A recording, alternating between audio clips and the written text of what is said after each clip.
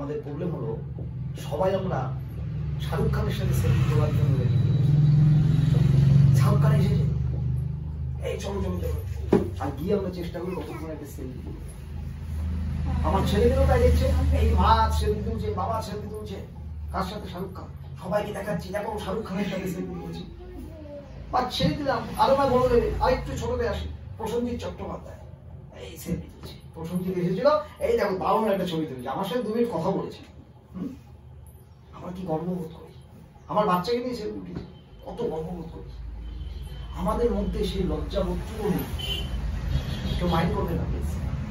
আমাদের মধ্যে সেই লজ্জাবোধটুকু নেই। জানি প্রসেনজিৎ চট্টোপাধ্যায় উনি সাকসেসফুল, ওনার সাথে সেলফি ওঠানোর জন্য আমরা কিন্তু দূর দূরান্ত থেকে চলে আসছি, কিন্তু একবার আমাদের লজ্জা লাগে না যে আমার বাচ্চা যদি দেখতো যে আমার সাথে সেলফি ওঠানোর জন্য ম্যাক্সিমাম লোক দূর দূরান্ত থেকে আসে? সেটা কিন্তু বাচ্চাদের দেখাতে পারি না, কারণ আমরা জীবনের লক্ষ্য তৈরি করতে পারি না। একটি কারণে আমরা কমফোর্ট জোন থেকে বের হতে পারি না। কমফোর্ট জোন আমাদের মেন লড়াই, কমফোর্ট জোনের সাথে আর কিছু।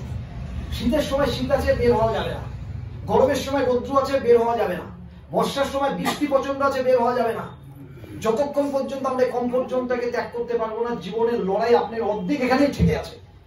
আমরা ভাবতে পারি না যে আমরা জীবনে কেন পারি না, তার মেন কারণ হলো আমরা কমফোর্ট জোন থেকে বের হতে পারি না। ম্যাক্সিমাম লোক আজকের ডেটে কমফোর্ট জোন থেকে বের হতে পারে না। যদি কোনো কারণবশত 500 টাকা 1000 টাকা রোজগার হয়ে গেছে দিনে, তা মনে হয় কালকের দিন আর কাজ না করলেও চলবে। ভুল বললাম না ঠিক বললাম?